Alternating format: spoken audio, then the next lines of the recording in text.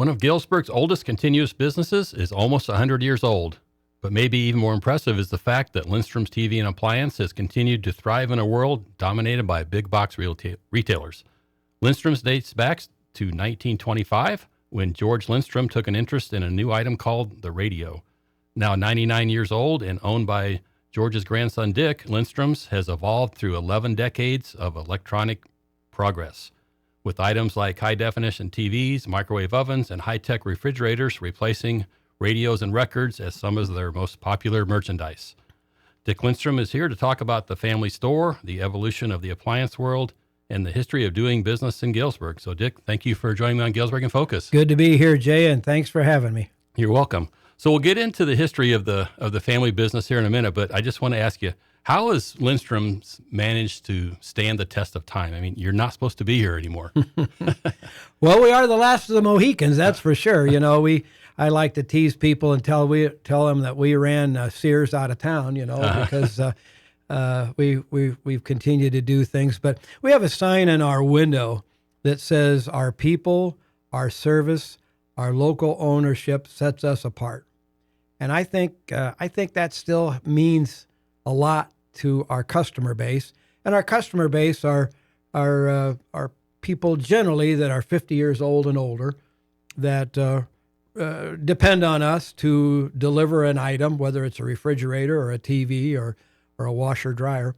And they depend on us to deliver it, set it in, tell them how to run it, take the old unit away, recycle it, do all the things that maybe the customer was accustomed to over the years and doesn't exist in some cases any longer from the big box store. And that means something. And so I think we've done a good job we have good people.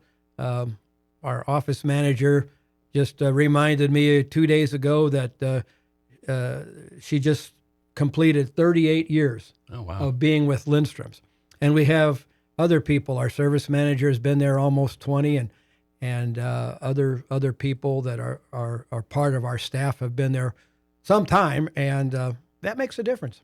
Let's go back to 1925. I know you weren't there quite then, but no. Give us a little history lesson on the birth of Lindstrom's. Well, my grandfather George was a smart guy, and he was working for a company called Brown Lynch Scott, which was a company that I think headquartered in Monmouth, but had stores all around the near Midwest. And they, I think, thought that they were going to be a competitor for Sears, actually, in those days. And he was working for Brown Lynch Scott. And you're right, this thing called a radio happened to pop up, and he was selling radios, and he thought, well, gosh, I can probably do this myself.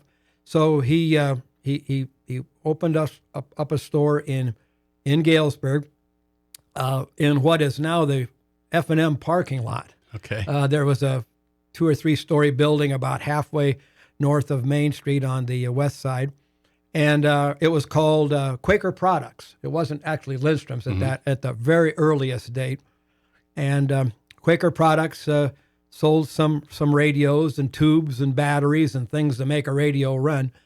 And after a year and a half or so, he realized that Main Street was the place you needed to be, and so he moved to the back end of Singer Sewing Machines shop at 220 East Main, which used to be called Casey's at Bat at the time. Okay, I remember that location there in the middle of the block, just to the east of First National Bank.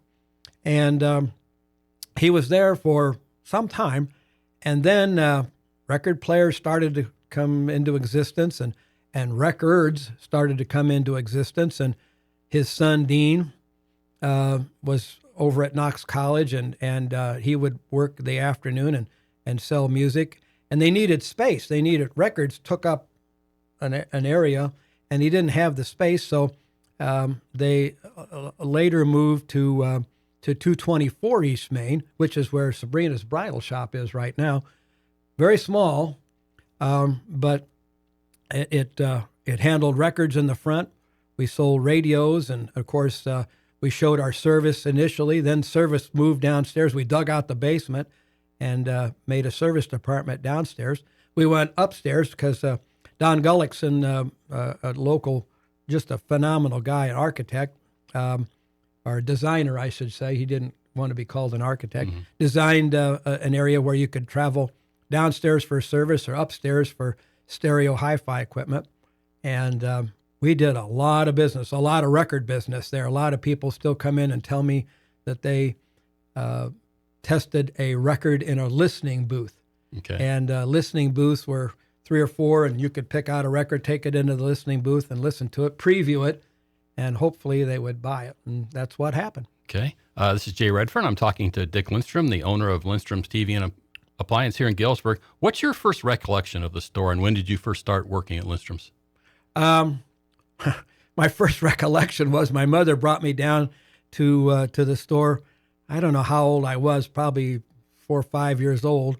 And for some reason, the cash register was open, and I put my hand in and took a couple of quarters, and I was soundly reprimanded for you don't want to do that. Yeah. And that was the first real recollection of being at Lindstrom's. But the second recollection was that I never really thought for sure that I really wanted to be in the retail business. But my father said when I was probably in 7th or 8th grade, a couple of our sales clerks are going to be going to Sweetheart's World tonight because they're high schoolers, and you're going to come in and run the record department on Friday night. And Friday night in downtown Galesburg was booming. And, people would park as close as they could to Main Street, or hopefully on Main Street. And here I am selling records. And boy, that was a little difficult. In the first hour, I wasn't sure. The second 2 hours, I thought, well, this is so bad Not after too bad, all. huh? And I got to really kind of enjoy that. And of course, when you got a little bit older, the high school girls would come in and they'd see you and, oh, this is pretty You're good. a big shot, huh? I was a big shot. So we would sell 45 records for less than $1, and that was the start of a long history of business with me at Lindstrom's. Okay. Yeah, you mentioned Dean Lindstrom, who, of course, is your father. He was the face of Lindstrom's for many decades. What made him a good business person and a good salesman? I think he took a little of knowledge from his father. I think he took a little more knowledge from his mother. His mother was part of Lindstrom's in the early days. And George, my grandfather, would sell it, and he'd be out delivering, and my grandmother Gladys would be staying at the store and making sure that if anybody would come in that needed some help, she was able to hold her hand a little bit until George got back to make the sale. And those two had a big influence, and I got to say also that Dean was a personality guy, and he knew a lot of people. He had a lot of friends growing up in high school. He went to Knox College, and Knox College had an impact on him. And all of that went together to make a successful merchant. And I must also say that you can't talk about Dean Lindstrom without talking about Jack Larson. Right. And they were not partners, they were not brothers, but they were brothers in business. And Jack was a huge part of our Lindstrom's store. How were they different? How did they kind of complement each other? Jack was an entertainer. He liked to be in front of the microphone, and he was in the front of the microphone here at the radio station. Yeah. And he was really good, and he had his own clientele. He had his own group of people that he sold to. Dean had his, and Bob Nelson worked for us too. Ran Bloomquist Shoe Store. He had his group of customers. So a group of customers, did they have their own specialties as far as like merchandise? They would. There were certain items, certain parts of town that Jack was very comfortable in dealing with that customer, and Dean was comfortable with any customer, but he had his group of customers, and they would come in and ask for Dean or ask for Jack, and I got out of the way because they would make the sale, and I learned a lot about selling TVs and appliances and records and radios from those two. They were amazing. They were good. Okay. So I know Lindstrom's was known for bringing new technology to Galesburg. I believe you had the first black and white TV in Galesburg, the first color RCA TV. You brought VCRs to the area and satellite dishes. Kind of how did Lindstrom's become kind of a pioneer in bringing new technology? I learned that from Dean and Jack, and they learned it from George. And the idea there is that if you have something that's new and technology that's going to be a part of people's lives, you'd better know about it, and you'd better be able to sell it. And yes, you're right. We have a little newspaper article that's sitting on the counter at Lindstrom's talking about the first color TV, and apparently Dean and Jack had issued an official invitation to about 10 or 12 people in town that might be able to afford a $800 or $900 television set, color television set, and we had the first color TV in town, and the newspaper ran an article about it and said that it performed pretty well, and it was an RCA, of course, and they had a good response to it, and when we started selling them, why, if you were the first one in town to have a color television set, and a lot of people like to pat themselves in the back that they had one of the first Right. color TVs, why it was really good. And we had Jay, one of the things that's happened in our business, and it's kind of happened in your lifetime too. You can remember a black and white television, Yeah, probably. exactly. Yeah. And we have gone from the 50s, where some of us sat in front of a TV and watched a test pattern for 10 minutes or 20 minutes until the Today Show with Dave Garroway came on in the morning, to now a television set that a 55-inch television set where you could put under your arm and walk out the door with it. And, in just a few short years, we needed an appliance dolly to take a 55-inch TV out the door. And now they're so light that and so good that they're spectacular. The technology has zoomed in our business. Yeah. So we were talking a little bit before we started today about the Sunday morning Lindstrom show. That, was here right here, and you said you were right here in the studio, and you ran it several times. Kind of talk about how that show came about, and what was it like for people that didn't experience that? Well, Dean and Jack were they wanted to get Lindstrom's out in front of the people, and the radio was the technology to do it. And so back in the day, the Cubs were on WGIL, and we were in the middle of the block on Main Street, and Jack and Dean would listen to the ball game, and when the ball game was in the ninth inning, they'd run down the alley and up the stairs at the Hill Arcade and into the studio, and they would talk about Lindstrom's and music and what we had to sell. And then this thing called television came about, and they were afraid that television might knock radio out of the ballpark, and so they thought, well, how can we take advantage of radio and pick a time that everybody would be listening. And I don't know who came up with it, whether it happened to be management at the radio station or whatever. Sunday morning, 9:15. They said you kind of had a mix. You had different, because I remember listening to the modern music. Yes. And then we would hear it there, and then we would go down to your store the next week or whenever and get the 45. Yep, and that was the thing. We would play, and early on, we would play music of the times. And we got into a little problem at one point because we're playing Elvis Presley. And Elvis Presley in the early days was thought to be the great Satan because he's sitting there rocking and rolling, and oh my gosh, and on a Sunday, and I think the Ministerial Association came to them and said, Dean and Jack, are you sure you want to play Elvis Presley, the great Satan, on Sunday? And they said, well, that's what your son and daughter are buying, so probably we should. And so we played the hits that were not quite on the top five for the first 45 minutes. And then at 10 o'clock, we would play the top 5, starting with number 5, 4, 3, 2, 1. So you're Casey Kasem before Casey Kasem. Pretty much. And the funny part about that was that we had people coming back to us and telling us, in those days we sold a little transistor radio, really little thing. It was about the size of a pack of cigarettes, and it had an earphone jack. And it turns out that a lot of people at Sunday school were listening to the top 5 because they wanted to hear what the number 1 selling record was at Lindstrom's over the last week.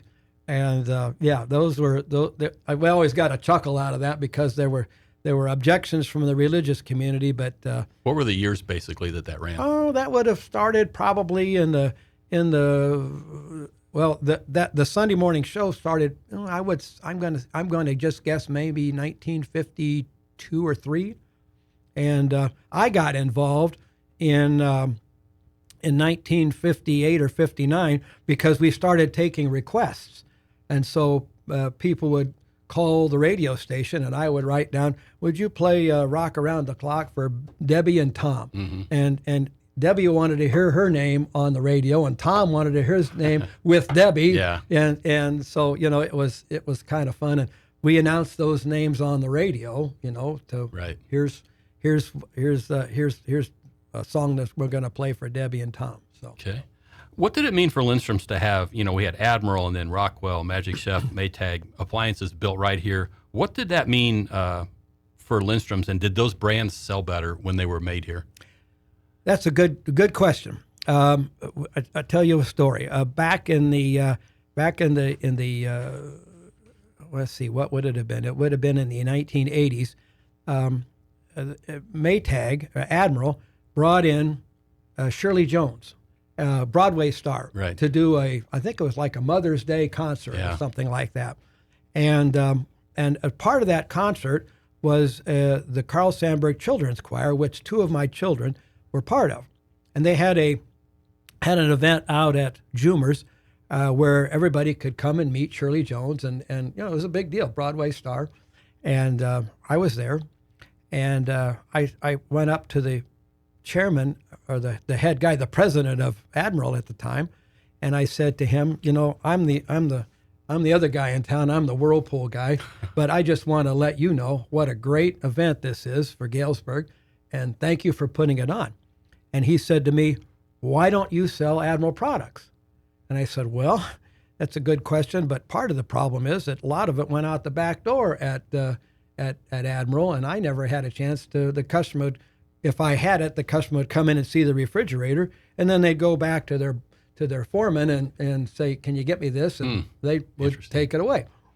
And so I mentioned that to the president, the chairman of the company, and he says, well, what if we solve that problem? I said, well, then we're interested. Well, I didn't hear anything, and about 3 months later, I get a call, and can you meet us over at the Landmark Restaurant? We're going to bring in the president or the head guy here at Admiral and the one of the design people, and we're going to talk to you about selling our product. Well, it turns out that he said that the average worker on the line never saw the finished product. All they knew how to was to put the door on, or put the glass shelves in, or put the compressor in. And I said, we want to have our products displayed on Main Street, and we're going to take care of you, and we're going to give you a plant sale where you can come out to the plant and meet our workers, and they can come in and buy products from you and buy it at a huge discount, and we're going to support you so that you don't lose money on it, which they did. And we did that for a lot of years until they left town. And then we still tried to keep it. We went to Whirlpool ultimately, who ended up with the Maytag brand, and we got it reinstituted for about 3 or 4 years.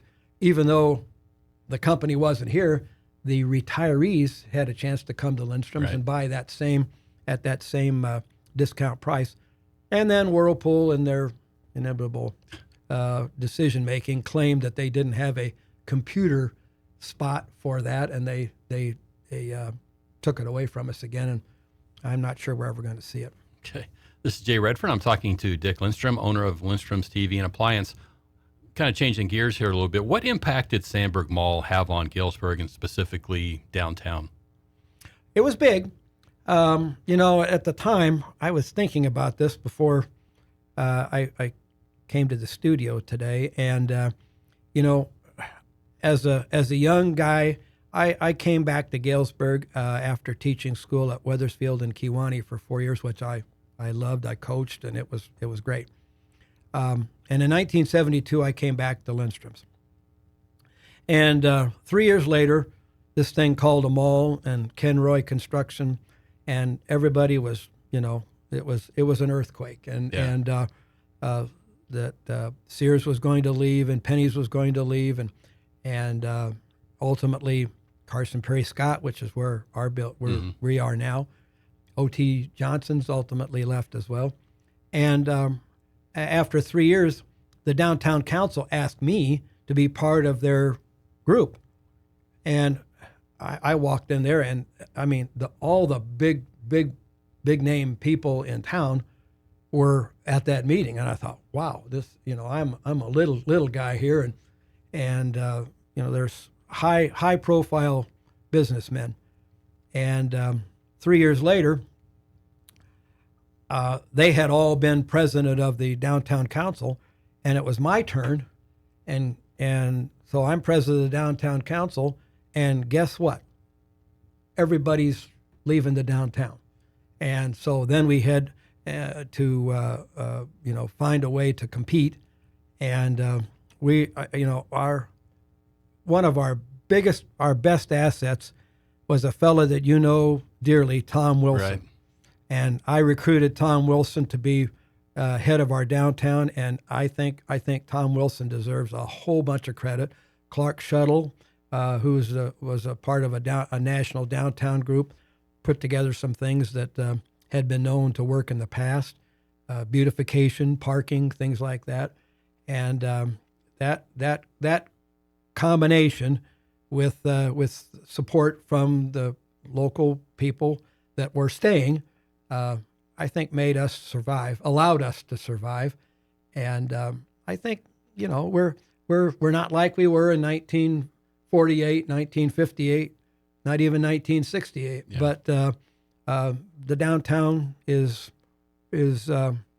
reasonably good. Kind of explain how that felt, as soon as the mall opens and there's kind of this vacuum. I mean, were businesses, your fellow, people that are in business downtown, what was the feeling like? I'm sure there were people that were quaking. Some people left. I mean, some people moved their business out there.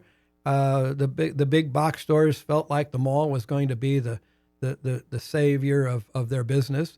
For Lindstrom's, I was going to ask, did Lindstrom's ever consider leaving? Those folks came to us often and tried to get us to move. The problem we had is that a store like Lindstrom's needs a lot of floor space because appliances take up room, and they charged by the square foot. Mm-hmm. And if you had ladies ready to wear, you could have a whole line of dresses and blouses and skirts and things like that in a square foot. But in the appliance business, if you got a refrigerator, it's a big refrigerator right there, and it takes up a lot of space. And because of that, the price of the per square foot that what we really needed just didn't work. And that's why you seldom see an appliance store in a mall like that, because it just doesn't make sense. They're more likely to be part of either a big box store or some other area where they were able to maybe show less product, but still be in the business. Okay. Obviously, the mall was a big part of it. But how have you seen the business climate change in Galesburg through your years? When I came to Galesburg and back to Galesburg, and Dean called me in 72 and says, I know you like teaching and so on. And the people at Wethersfield went to me before Dean had called and said, if you get your master's degree, the lady that's in charge of the elementary school is going to be retiring here in about another year or two, and maybe you might just be the principal of the elementary school if you stick around. So I was thinking about that, and honest to God, probably a week or two after that, Dean calls me and says, Bob Nelson wants to go back to the shoe business, and we need some help. Are you ready to come back to work at Lindstrom's? oh, so now I have a decision to make. Do I go and get my a better degree so I could be a principal at the elementary school, or do I come back and work for the family business? And the family business, I guess, won out, and you didn't have to teach me very much because I delivered TVs and stereos and I sold records for years. So I kind of walked into it, and it was a good decision. I enjoyed my teaching career, and I'd still be doing it if Dean hadn't made that phone call. Yeah.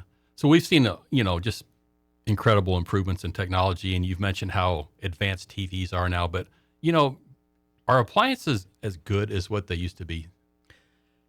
Or as durable? I mean, are you? Yeah, I understand the question, and people say that all the time. I have people come in and they tell me, my old refrigerator I bought in 1948 and it's still running. Yeah, and that could be. But then I have some refrigerators, basic refrigerators that we sold in 1958 that are still running too. Now, the technology has changed, and now a refrigerator has a computer that runs it. Mm-hmm. In those days, I have a refrigerator that was made here in 1948 that has the rounded. It's in the front window actually, and that is in technology terms was really simple, and it would run and it would cost a lot to run it, whereas the new ones have ice and water through the door and has an electronic thermostat that says that the refrigerator needs to be a couple of degrees colder. And if you have one refrigerator that you can dial it up from your phone and see inside, and I don't see a gallon of milk in there, and you're at the grocery store, so you better pick up a gallon of milk. And are there more opportunities to fail? Maybe, but I don't think anybody would give up their technology that they gain today versus some of the old timers that were made much smaller. Yeah. Used a lot of current, and a little bit more difficult to say that you would not like the new model. Right. So Lindstrom's is approaching next year is going to be 100 years. Yes, sir. What's the future? How long is Lindstrom's going to be around? I get asked that question a lot too, and I'm 6 months from being 80 years old, and I don't feel like 80. I had this conversation with a friend of mine 2 hours ago, and what keeps me going and what I love to do is to sell a $1,300 washing machine from Speed Queen, and people come back the customer look at it and say, I hadn't planned on spending $1,300 for a washing machine. They were planned on spending $600. Okay.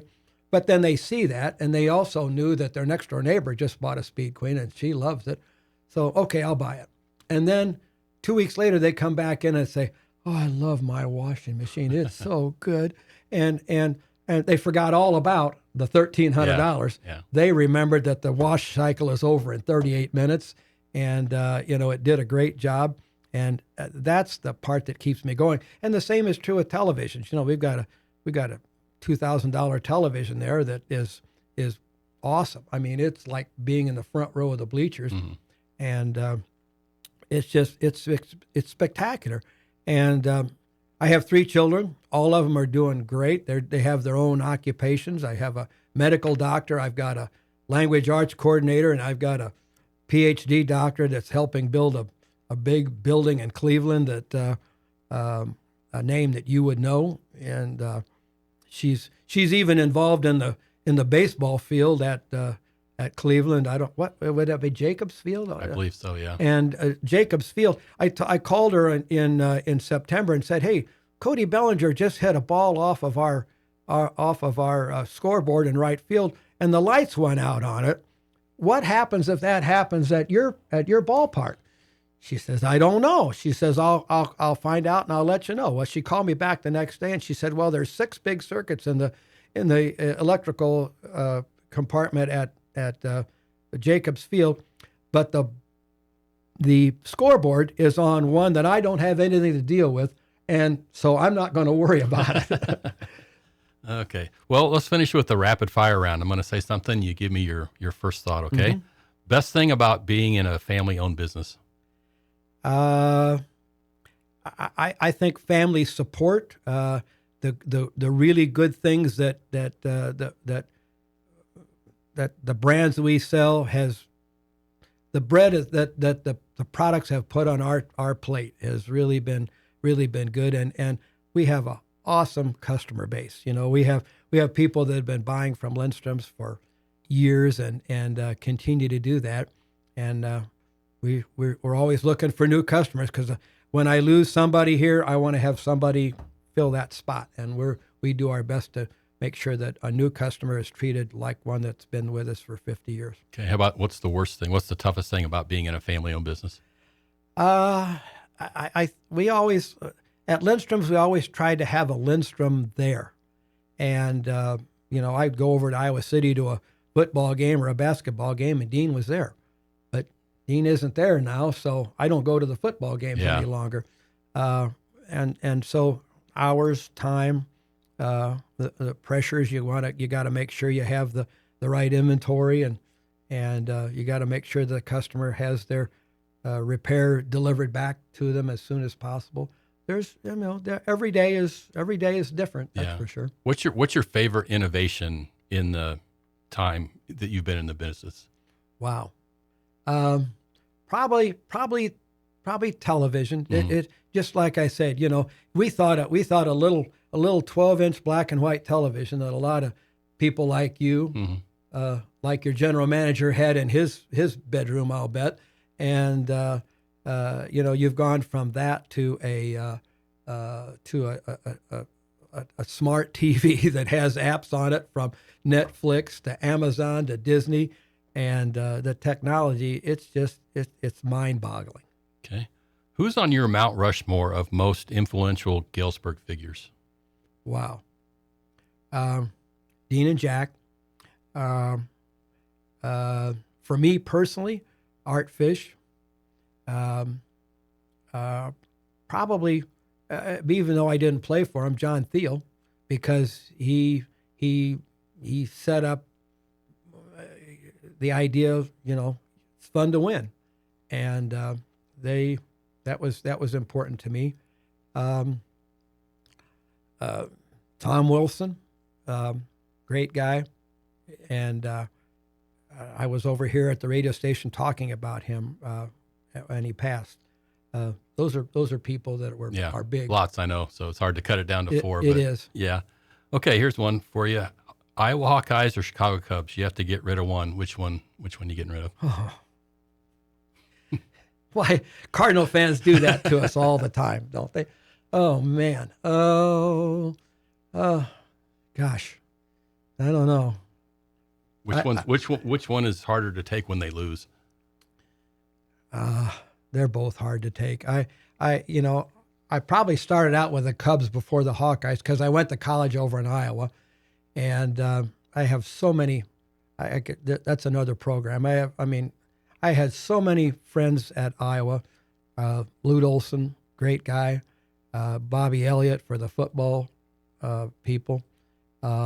They were good to me, and I can tell you all kinds of great stories there.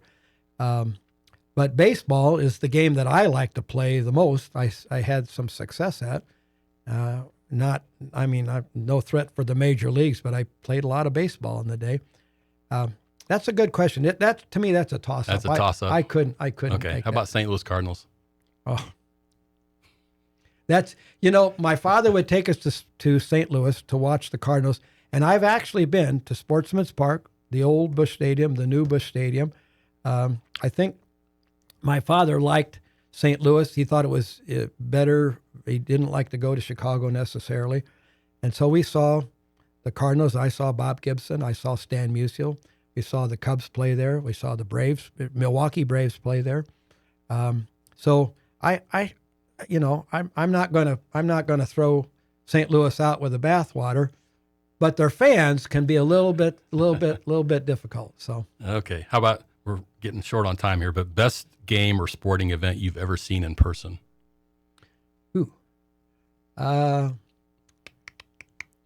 Boy, I wish I could say I saw Caitlin Clark in person, and I haven't. Went to the Final Four with the Iowa Hawkeyes in, what was it, 80 or 81. Went to the Rose Bowl in person.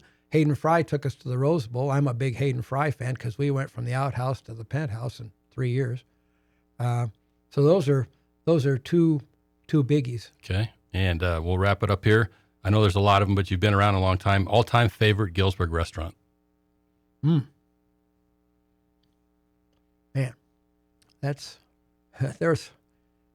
there's a lot of them. You gotta say, I guess you've got to say Harbor Lights. Yeah, I had a feeling you were going to say I mean, that was an easy one. But there were a couple of places downtown where I actually had Marge's Restaurant on Main Street. It was really good. Yeah. And I'm actually one of the ones that actually went to the Jimmy Fox Restaurant. I have some people that Jimmy Fox has gotten some buzz around me here the last 4 or 5 weeks, and that's kind of interesting. Good steak. Okay. Well, that wraps up my conversation with Dick Lindstrom.